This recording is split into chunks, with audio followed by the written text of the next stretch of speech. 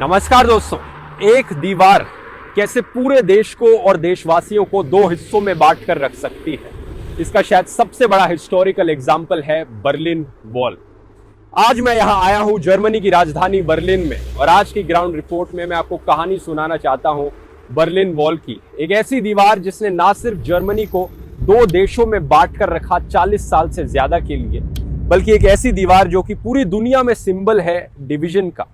ये कहानी है कि कैसे जर्मनी के लोगों ने अपने बीच दीवार को तोड़ गिराया और अपने पूरे देश को रीयूनाइट कराया कि ये एक देश बने। आइए जानते हैं आज के इस वीडियो में।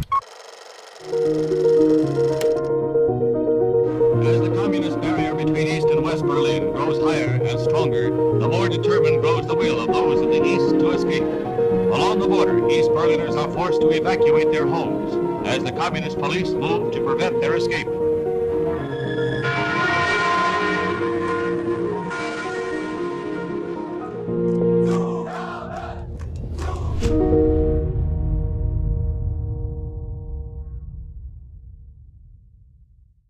अपनी कहानी की शुरुआत करते हैं वर्ल्ड वॉर 2 से। जैसा कि आप लोग ऑलरेडी जानते होंगे, वर्ल्ड वॉर 2 लड़ी गई थी एक्सिस कंट्रीज और एलाइज कंट्रीज के बीच में। एक्सिस में थी जर्मनी, इटली और जापान, और एलाइज में थी यूएसए, फ्रांस, यूके और सोवियत यूनियन जैसी कंट्रीज। इन दोनों के बीच में जंग हुई थी और एक्सिस कंट्रीज ये जंग हारी थी। जर्मनी ने वर्ल्ड वॉर 2 हारी। हिटलर ने सुसाइड कर लिया था। हिटलर के ऊपर वैसे मैंने एक डिटेल्ड वीडियो भी बनाया, अगर आप देखना चाहते हैं लिंक मैं डिस्क्रिप्शन में डाल दूंगा। जर्मनी जब ये जंग को हारा, इसके बाद क्या हुआ? हिटलर के मरने के बाद जो एलाइज कंट्रीज थी, उन्होंने डिसाइड किया कि हम जर्मनी को अपने कंट्रोल में ले लेंगे, 4 हिस्सों में डिवाइड कर देंगे। ईस्ट जर्मनी का जो हिस्सा था वो सोवियत यूनियन को दे दिया गया, और जो वेस्ट जर्मनी के हिस्से थे वो 3 अलग अलग हिस्से थे। एक यूएसए के पास गया, एक यूके के पास और एक फ्रांस के पास। बाद में ये जो 3 हिस्से थे इन्हें रीयूनाइट कर दिया गया, एक वेस्ट जर्मनी बना इनसे, और सोवियत यूनियन का हिस्सा बाद में ईस्ट जर्मनी बना। ये जो डिवाइड था ये सिर्फ पॉलिटिकल और जियोग्राफिकल डिवाइड नहीं था, बल्कि आइडियोलॉजिकल डिवाइड भी था। सोवियत यूनियन कम्युनिस्ट आइडियोलॉजी से इंस्पायर्ड था, और जो एलाइज कंट्रीज थी अमेरिका, ब्रिटिश और फ्रांस, ये कैपिटलिस्ट आइडियोलॉजी से इंस्पायर्ड थे।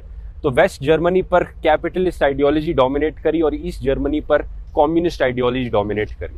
अब ऐसा नहीं था कि जर्मन्स खुद इन आइडियोलॉजी से काफी इन्फ्लुएंस थे, कि जो ईस्ट जर्मनी में रहने वाले जर्मन्स थे वो कम्युनिस्ट थे और वेस्ट जर्मनी में रहने वाले जर्मन्स कैपिटलिस्ट थे। ऐसा नहीं था। ये तो मजबूरी में इनका बंटवारा कर दिया गया, क्योंकि एग्रीमेंट यही करी गई थी एलाइज कंट्रीज के बीच में। जो जर्मन्स इन दोनों एरियाज में रहते थे, इनके बीच में मिलना जुलना होता रहता था। अक्सर इधर उधर ये बॉर्डर क्रॉस करके जाते थे, वेस्ट से ईस्ट में, ईस्ट से वेस्ट में। अगर कोई सिनेमा में पिक्चर देखनी होती थी या सामान खरीदने जाना होता था। परमानेंट माइग्रेशंस भी होने लगी, मतलब लोग एक से दूसरे देश परमानेंटली मूव करने लगे। और ये जो परमानेंट माइग्रेशंस थी ये सिर्फ वन साइडेड होते हुए दिखी। ईस्ट जर्मनी से ही लोग वेस्ट जर्मनी जाते थे, उसका उल्टा नहीं होता था। ऐसा क्यों था? इस चीज की बात मैंने कम्युनिज्म वाले वीडियो में काफी करी है। सोवियत यूनियन की जो इकोनॉमी थी और जो कम्युनिस्ट कंट्रीज की इकोनॉमी थी वो काफी सेंट्रलाइज्ड थी। सेंट्रलाइज्ड कंट्रोल की वजह से वहां एजुकेशन और हेल्थ केयर तो फ्री मिल जाता था लोगों को, जो कि अच्छी चीज थी, लेकिन जॉब्स ज्यादा नहीं मिल पाती थी। जॉब्स की सख्त कमी थी, अनएम्प्लॉयमेंट बहुत ज्यादा थी। तो जॉब्स की कमी की वजह से ही ईस्ट जर्मन्स वेस्ट जर्मनी में गए। ये हालत इतनी खराब थी कि 1961 तक 20% पॉपुलेशन ईस्ट जर्मनी की वेस्ट जर्मनी जा चुकी थी, करीब 35 लाख लोग। तो ईस्ट जर्मनी की जो सरकार थी उनके लिए एक बहुत बड़ा हेडेक था। वो क्या करते, इस ब्रेन ड्रेन को रोकने के लिए वो सोचने लगे क्या किया जा सकता है यहाँ पर। बर्लिन का केस काफी अजीब था। अगर आप नक्शा देखोगे, बर्लिन पूरा का पूरा ईस्ट जर्मनी के अंदर ही लाया करता है, लेकिन है ये राजधानी। तो पोस्ट वॉर एग्रीमेंट ऐसे डिसाइड करी गई कि बर्लिन को भी 2 हिस्सों में डिवाइड किया जाएगा। एक हिस्सा होगा ईस्ट बर्लिन जो सोवियत यूनियन के इन्फ्लुएंस के अंडर होगा, और एक हिस्सा होगा वेस्ट बर्लिन जो एलाइज के इन्फ्लुएंस के अंडर होगा। तो बेसिकली बर्लिन एक आइलैंड की तरह बनकर रह गया। स्पेशली वेस्ट बर्लिन का पार्ट जो एलाइज कंट्रोल्ड एरिया था, वो चारों तरफ सोवियत कंट्रोल्ड एरिया से घिर गया।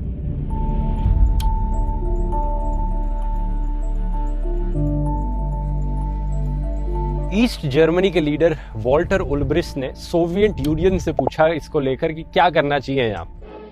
The site of Vienna in the spring of 1961 is that of an historic city fully recovered from the ravages of World War II. Now, in the spring of 1961, Vienna offered its hospitality for a personal meeting between two world leaders against a background of historic landmarks. तो Soviet union US के president के साथ जब बात करने गया इस चीज़ को लेकर, तो उन्होंने कहा कि पूरा वेस्ट बर्लिन का एरिया हमें ही दे दो, अमेरिका अपनी फोर्सेस हटा दे और ये वेस्ट बर्लिन, ईस्ट बर्लिन सब मिलकर ईस्ट जर्मनी का ही पार्ट बन जाए। लेकिन यूएसए ने ऑब्वियसली नहीं किया, उनके लिए बेइज्जती वाली बात हो जाती। तो अब क्या किया जाए इसको लेकर? र्यूमर्स उठने लगे कि बीच में एक दीवार बनाई जाएगी बर्लिन के, जो ईस्ट बर्लिन को वेस्ट बर्लिन से जुदा करके रखेगी। और जो उल्ब्रिcht थे, उनसे जब पूछा गया प्रेस कॉन्फ्रेंस में कि क्या आपका कोई इंटेंशन है ऐसी दीवार बनाने का, तो उन्होंने कहा नहीं, कोई इंटेंशन नहीं है हमारा कोई भी दीवार बनाने का। लेकिन हर पॉलिटिशियन की तरह वो भी एक नंबर के झूठे थे। Workers are busy building flats, and their manpower is being put to full use in these projects.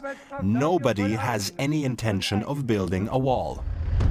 तो जून जुलाई के महीने में फेमस वर्ल्ड फिल्म फेस्टिवल हुआ बर्लिन में, जहां पर दुनिया भर के फिल्म मेकर्स आते हैं। हमारे इंडिया से भी ग्रेट फिल्म मेकर सत्यजीत रे आए थे उसे अटेंड करने के लिए।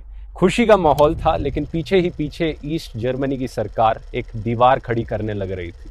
और 13 अगस्त को अचानक से दुनिया को पता चलता है कि उन्होंने एक ऐसी ही दीवार बना दी है ईस्ट बर्लिन और वेस्ट बर्लिन को डिवाइड करने के लिए। अब क्योंकि वेस्ट बर्लिन का एरिया पूरा ईस्ट जर्मनी के अंदर आता था, तो ऐसा नहीं था कि ये बर्लिन वॉल सिर्फ एक ही साइड थी, बल्कि इस पूरी दीवार ने घेर रखा था वेस्ट बर्लिन को। और चेक पॉइंट्स थे इस पूरी दीवार में, जैसे कि ये वाला एक फेमस चेक पॉइंट था, चार्ली चेक पॉइंट इसका नाम है। 1961 में यहाँ पर एक मेजर स्टैंड ऑफ हुआ था यूएसए और सोवियत यूनियन के बीच में। एक तरफ यहाँ से यूएसए के टैंक्स आ गए और दूसरी तरफ वहाँ से सोवियत यूनियन के टैंक्स आ गए। लोगों को लगा था कि वर्ल्ड वॉर 3 छिड़ जाएगी, लेकिन फॉर्चुनेटली ऐसा नहीं हुआ और वो वापस चल रही है पीसफुली। 1970s तक ईस्ट जर्मनी की सरकार दीवार पर सिमुलेशंस रन करने लग गई थी कि अगर कोई इंसान ऐसे टापने की कोशिश करेगा, इस इंस्ट्रूमेंट को यूज करने की कोशिश करेगा, लैडर लाके टापने की कोशिश करेगा, तो क्या हो सकता है। पॉसिबल सिनेरियोज देखे जाएं और उनको अवॉइड करने की कोशिश करी जाए। तो जैसे हम गाड़ियों की क्रैश टेस्टिंग करते हैं सिमुलेशंस करके, ये दीवार के ऊपर टेस्टिंग कर रहे थे सिमुलेशंस करके। कुछ लोगों ने सिंपली दीवार टापने की कोशिश करी रात में जब कोई गार्ड देख ना रहा हो, तो ईस्ट जर्मनी की सरकार ने दीवार के ऊपर बार्ब्ड वायर्स लगा दी। उसके बाद कुछ लोगों ने बार्ब्ड वायर्स को तोड़कर टापने की कोशिश करी।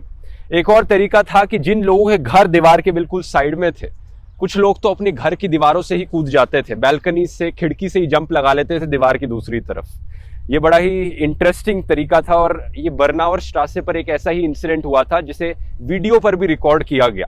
बड़ा ही ऐतिहासिक वीडियो था वो, यहाँ मैं आपको दिखाना चाहूंगा। Heedless of danger, from 4th and 5th floor windows, from any hatchway open to escape, they flee. This woman drops into a net held by alerted firemen. And then, as a tense crowd watches, she is followed by her husband. But first, he throws out a few prized possessions.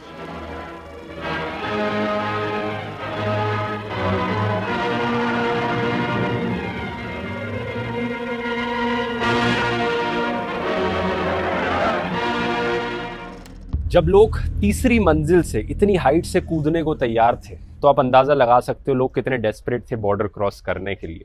हमेशा हर कोई जिंदा नहीं बचता था इतनी height से कूदकर।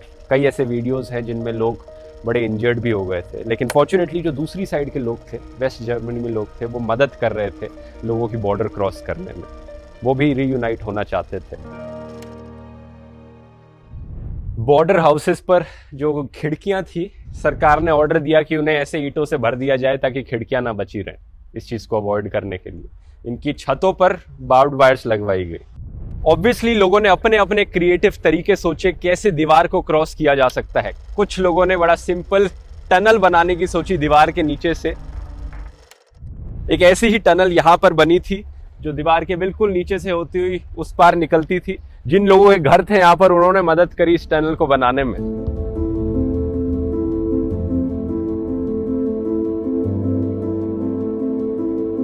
जैसे जैसे समय बीतता गया सरकार दीवार को और मजबूत बनाती गई, बार्ब्ड वायर्स लगाई गई और कंक्रीट के बैरियर्स लगाए गए। कुछ इसी तरह से जैसे हमारी सरकार भी किसानों को रोकने के लिए हाईवे पर बैरियर्स लगवा रही थी और बार्ब्ड वायर्स लगवा रही थी, लेकिन लोग भी और इनोवेटिव होते गए कि कैसे दीवार को टापा जाए। एक इंस्टेंस में 1979 में दो बंदों ने सोचा कि हम अपना एक हॉट एयर बैलून बनाएंगे और हॉट एयर बैलून से ऊपर निकलेंगे, दूसरी तरफ क्रॉस कर लेंगे। तो लग गए अपना हॉट एयर बैलून बनाने में। पहला अटेम्प्ट जो उन्होंने करा बैलून बनाने में, उनका बैलून ऊपर गया और नीचे ईस्ट जर्मनी में आकर ही गिर गया। लेकिन फॉर्चुनेटली दूसरे अटेम्प्ट में वो भाग निकले ईस्ट जर्मनी से।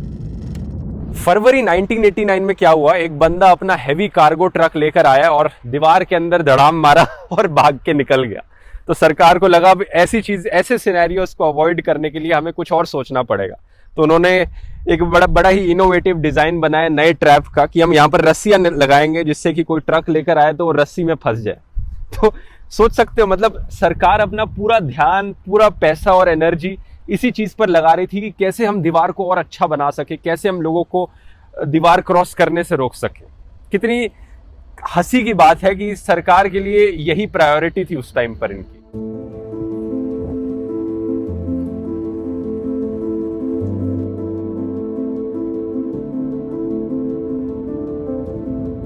$1980s तक आते आते Soviet union influenced communist countries में इकोनॉमिक हालत बहुत खराब हो चुकी थी और लोग अथॉरिटेरियन मेजर्स से भी तंग आ चुके थे इन कंट्रीज में कि कोई फ्रीडम ऑफ स्पीच नहीं था, ढंग से फ्री एंड फेयर इलेक्शंस नहीं होती थी। तो पोलैंड जैसी कंट्रीज में पीसफुल रेवोल्यूशन और सिविल रेजिस्टेंस की शुरुआत हुई। एक गांधी जी स्टाइल मूवमेंट जिसे नाम दिया जाता है सॉलिडेरिटी, पोलैंड में इसकी शुरुआत हुई और बाद में जो बाकी ईस्ट यूरोपियन कंट्रीज हैं जैसे कि हंगरी, चेकोस्लोवाकिया और रोमेनिया, इनमें भी ऐसे ही मूवमेंट्स देखी गई अपनी सरकारों के खिलाफ। फॉर्चुनेटली सोवियत यूनियन को 1985 में एक नए लीडर मिले, मिखाइल गोर्बाचेव, जिन्होंने चीज़ों को कंट्रोल में लाने की कोशिश करी और प्रॉब्लम्स को एक्नॉलेज किया। उन्होंने इकोनॉमी को और डिसेंट्रलाइज करना शुरू किया और पहली बार प्राइवेट कंपनीज को अलाउ किया अपने देश के अंदर। 1988 में पहली बार परमिशन दी गई कि एक मैकडॉनल्ड्स खुल सकता है सोवियत यूनियन के अंदर। लेकिन तब तक हालत इतनी खराब हो चुकी थी कि जहां भी गोर्बाचेव जाते थे वहां पर नारे लगते थे कि प्लीज हमें आकर बचा लो, जो भी ये ईस्ट यूरोपियन कंट्रीज थी। और जो पीछे आप गेट देख रहे हैं, 1987 में जो यूएस के प्रेसिडेंट थे रोनाल्ड रीगन, उन्होंने एक बड़ी फेमस स्पीच दी थी यहाँ पर गोर्बाचेव को ये कहते हुए। Reagan gives a speech at the Brandenburg Gate. 2 sentences directed at Mikhail Gorbachev will go down in history. General Secretary Gorbachev, open this gate. Mr. Gorbachev, tear down this wall. Finally east Germany की सरकार ने भी जनता के pressure में आके decide किया कि जो स्ट्रिक्ट रेगुलेशंस हैं बॉर्डर पर, उन्हें ईज डाउन किया जाएगा, यानी उन्हें उतना स्ट्रिक्ट नहीं रखा जाएगा। 9 नवंबर 1989 की बात है। ग्युंटर शाबोस्की नाम के पार्टी के स्पोक्स पर्सन थे इनके, जिन्हें काम दिया गया कि ये मीडिया को कम्युनिकेट करेंगे प्रेस कॉन्फ्रेंस में कि अब रेगुलेशंस को ईज डाउन किया जा रहा है। लेकिन प्रॉब्लम क्या थी कि ये उस मीटिंग में मौजूद नहीं थे जब ये रेगुलेशंस को डिस्कस किया गया। तो इन्हें ये नहीं पता था कि ये जो नई रेगुलेशंस हैं ये कब से अप्लाई करी जाएंगी। तो प्रेस कॉन्फ्रेंस में जब इनसे पूछा गया कि नई रेगुलेशंस कब से अप्लाई करी जाएंगी, इन्होंने कहा, As I understand it, it goes into effect immediately, without delay. East Germany has announced that its borders are now open for everyone. और जैसे ही लोगों ने खबरों में सुना, ईस्ट जर्मन्स पहुंच गए दीवार पर, बर्लिन वॉल पर, कि भाई बॉर्डर को खोला जा रहा है, हम भी दूसरी तरफ जाना चाहते हैं। हजारों लोगों की भीड़ लग गई बर्लिन वॉल पर, इस एक मिसकम्युनिकेशन की वजह से। जो बॉर्डर पर गार्ड्स मौजूद थे वो बड़े कंफ्यूज थे, उन्हें पता नहीं था क्या करना है यहाँ पर। उन्होंने अपने सीनियर लोगों को कॉल करके पूछा, भाई क्या किया जाए, यहाँ पर हजारों लोगों की भीड़ आ रही है। सीनियर लोगों को भी नहीं पता था क्या करना है यहाँ पर। उन्होंने पहले तो कहा कि चलो जो भी है स्ट्रिक्ट लोगों को रोकने की कोशिश करो यहाँ पर स्ट्रिक्टली। लेकिन ये जो भीड़ थी ये इतनी तेजी से बढ़ती जा रही थी कि दीवार पर खड़े जो गार्ड्स थे उन्होंने भी अपने हाथ खड़े कर दिए और कहा कि ठीक है अब हमसे भी हैंडल नहीं हो रहा है। वो गार्ड्स नीचे उतर गए और हजारों लोगों की भीड़ बर्लिन वॉल के उस पार गई दीवार को तोड़ते हुए। और कुछ इसी तरह से दोस्तों जनता ने अपने देश के बीच ये दीवार तोड़ गिराई। 9 नवंबर 1989 को ये हिस्टोरिक दिन माना जाता है।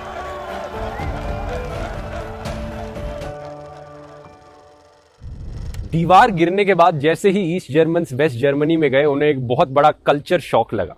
ये सोच लो कि राजस्थान के गांव में कोई इंसान रहता है जो कभी गांव से बाहर नहीं निकला है, उसे दिल्ली के कनॉट प्लेस में लाकर खड़ा कर दो। कुछ वैसा ही शौक लगा ईस्ट जर्मन्स को। उन्होंने पहली बार मैकडॉनल्ड्स का बर्गर खाया, उन्होंने देखा कि अच्छा ये असली चॉकलेट इस तरह की मिलती है यहाँ पर। ऐसे ऐसे लग्जरी आइटम्स वहाँ उन्होंने देखे जो उन्होंने कहीं पहले नहीं देखे थे, क्योंकि ईस्ट जर्मनी की जो इकोनॉमी थी उस पर इतना स्ट्रिक्ट कंट्रोल था सरकार का कि इस लेवल की प्राइवेट कंपनीज को कभी अलाउ किया ही नहीं गया था उनकी कंट्री के अंदर। लेकिन वेस्ट जर्मन्स ने भी ईस्ट जर्मन्स को बड़े वार्मली ग्रीट किया, गले मिले, कोई ऐसी हेट्रेड नहीं थी उनके खिलाफ। तो बड़ी शांति से खुशी खुशी में ये यूनिफिकेशन हुआ दोनों देशों का।